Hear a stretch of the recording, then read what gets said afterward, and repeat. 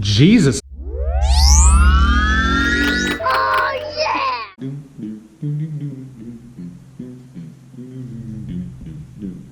Party.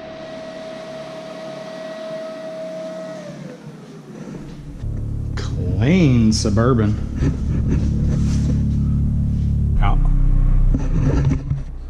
Air ride. Air ride.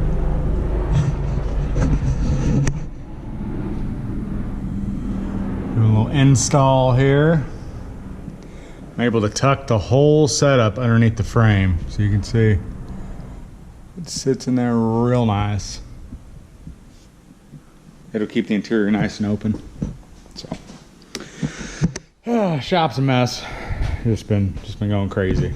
So, last update video that I talked about needed to make a decision on the shops, and I was pretty set at the time of making that video on doing both shops because I was under the impression that the terms that I agreed to were the terms that they accepted.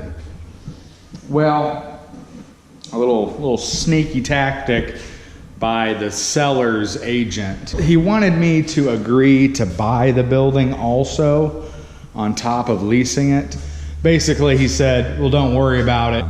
If he agrees to the offer, you'll have the lease regardless and the option to purchase it. And the option to purchase is pending bank financing. Well, I told him right at the get-go that I don't have 20% to put down on that, and that's really what they require when you're doing a business financing type situation. So 20% down on that building is $30,000.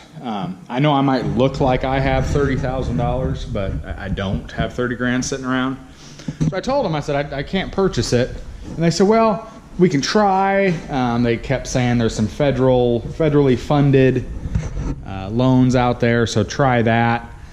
And you know, if it doesn't go through and doesn't get approved, then at least you have the lease. Well, paperwork came back for me to sign. Well, what they wanted was they wanted the deposit on the building for the lease, plus first month's rent, plus they wanted $1,000 on top of that for earnest money for the purchase agreement.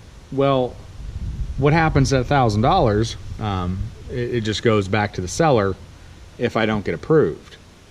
Basically, it's showing that you're serious, which they do, you know, when you buy houses and stuff like that. But being very upfront that I'm not going to be able to purchase it, that $1,000 is basically just me throwing away money. So I told them, I said, I can't do that. So I asked if they would go ahead and accept just an outright offer to lease. And I figured I'd throw it out there and I'd let the world make the decision for me, and it did. They just never responded to me. So it's been a week now, and at that point, I'm not dealing with those guys. So my decision has been made. I'm sticking with the smaller shop and going to paint the bigger jobs and stuff out of my house. So I'm going to split up the duties between the smaller shop and my house. It's going to save me a lot of money every month. I was pretty excited about that. When I thought about it, when I didn't even think the other big shop was a possibility, I was pretty excited that I was going to have a lot less in bills. And then they called me and said, your offer's been accepted. And I was like, well, screw it, just go big, you know. I've always had that problem. This tattoo I got here actually says, enough is never enough. I was a pretty greedy little punk back in the day. You know, that first night that I decided to do the small shop, I was stress-free, not all the way stress-free, but as stress-free as I've been in the whole time I've had this business. I thought, man, I'll be able to, you know, put some money back and stuff like that, and it'll be a lot easier. If I have a slow month, I can survive through it. Or, you know, if I wanted to take a couple weeks or a week and go with the family somewhere and do something, I wouldn't have to be so stressed out about making $6,000 every month just to cover the shop bills. So I was excited about that. It's 9 o'clock. I'm going home, guys. But I was excited about that.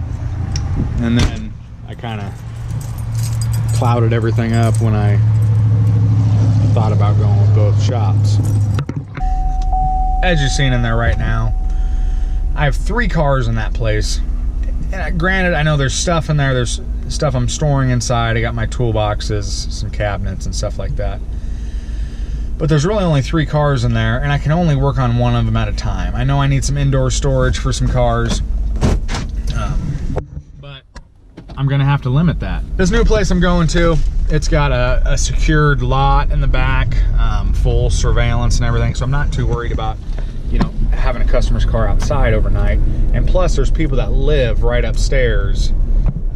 They're friends of the owner, so they're, you know, they're tolerant of the noise.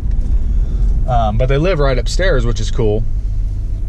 So there's always somebody on the property. It's never just empty. So yeah, small shop, less stress, less money. Just more time to focus on, you know, doing other things than just freaking out over making enough money. I can focus on doing the work that I want to do, enjoying that. Because, you know, I like doing stuff like Mel's car and the classic stuff and the restoration work.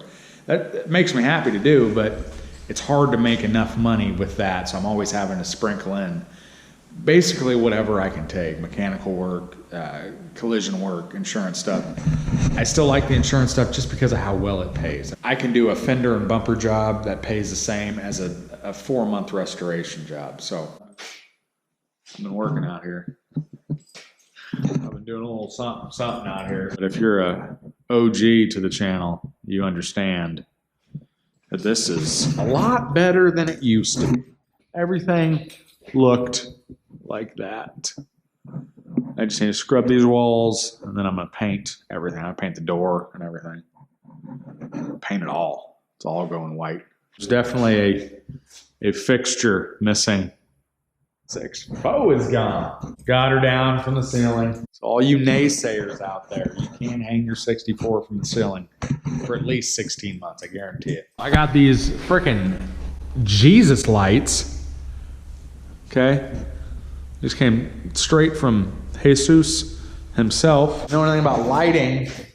20,000 lumens. It's not messing around. I mean, just let me give you a little demonstration. I don't know how well it's going to show up.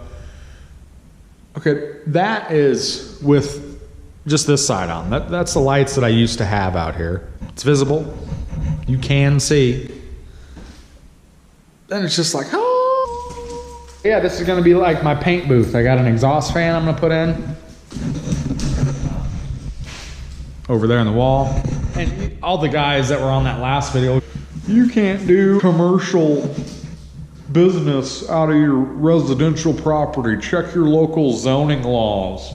Man, you don't know where I live, okay? For obvious reasons, your neighbors don't want to hear grinders and air compressors running, okay? Well, they should be at work during the day. While I'm working, they should be working too. No, my neighbors are all really cool. I know all of them around here. We're all very respectful. I have done this before out of here. I did it after hours too, so I'm not worried about the noise. I mean, grinders, air compressors, hammers, dust. That is the sounds of my neighborhood. I live next to an event center, okay? There's parties until like 1 a.m. right across the street. And I'm talking parties. A lot of Coronas and sombrero parties. Y'all know how to party. That's all I'm going to say. All I hear at 1 o'clock in the morning.